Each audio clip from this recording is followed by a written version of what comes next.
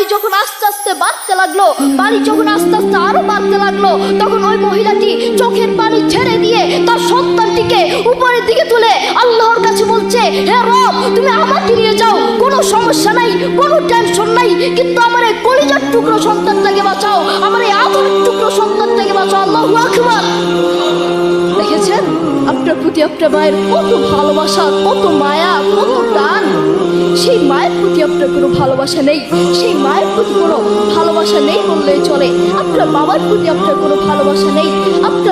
আপনার মায়া, টান, ভালোবাসা বড় বড় খেলোয়াড়দের উপর, বড় বড় নায়ক নায়িকাদের উপর আপনার টান, ভালোবাসা, মহব্বত বড় বড় ক্রিকেটারদের উপর, কিন্তু আপনার মায়ের প্রতি আপনার কোনো ভালোবাসা নেই। এই পৃথিবীতে আমাদের সবচেয়ে আপনজন হলো মা বাবা, তাদের চেয়ে আপনজন আর কেউ নেই। আমাদের উচিত তাদের সাথে সুন্দর আচরণ করা, তাদের সাথে সুন্দর ব্যবহার করা।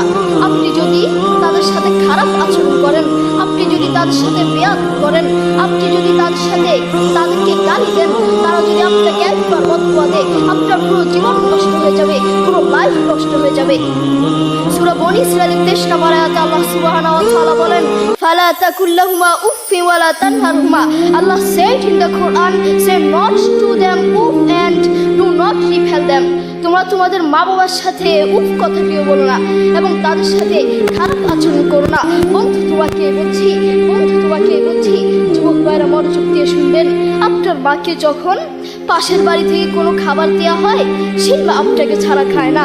সেই মা বলে, এই খাবারটুকু যদি আমি খেয়ে ফেলি, এই খাবারটুকু যদি আমার পেটে চলে যায়, আমার আদরের সন্তানটা কি খাবে, আমার কলিজার টুকরো সন্তানটা কি খাবে?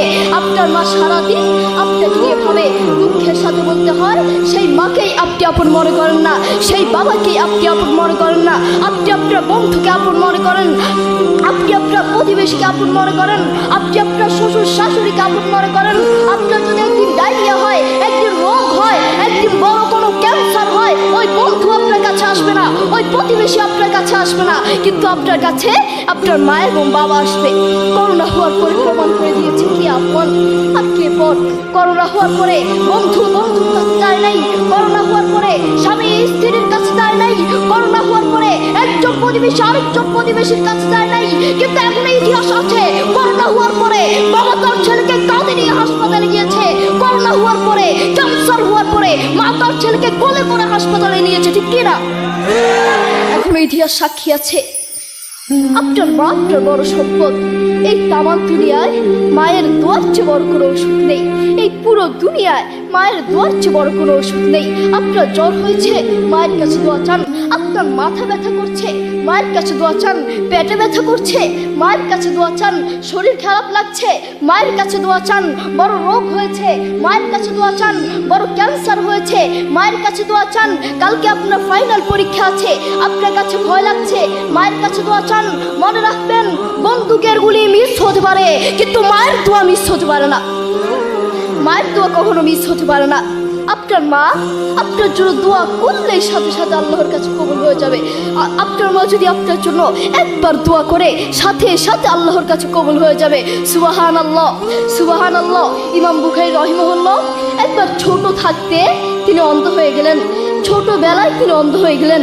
এরপর থেকে তার মা তার জন্য প্রত্যেক দিন দোয়া করতেন। একদিন তার মা তার জন্য রাত্রে দোয়া করতে করতে ঘুমিয়ে পড়লেন। এরপর তিনি স্বপ্নে দেখতে পেলেন তার সন্তানের চোখ ফিরে পেয়েছে। এরপর তিনি ঘুম থেকে উঠে সন্তানের কাছে গিয়ে দেখলেন সত্যই তার সন্তানের চোখ ফিরে পেয়েছে। সুবহানাল্লাহ। দেখেছেন মায়ের দোয়ার কত পাওয়ার, মায়ের দোয়ার কত পাওয়ার।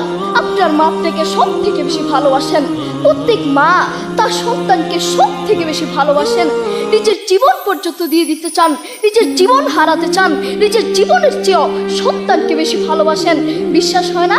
তার একটা সত্য দৃষ্টান্ত দিলে হয়তো আপনারা বুঝতে পারবেন। এই ঘটনাটি আমার দাদা আমার বাবাকে বলেছিল।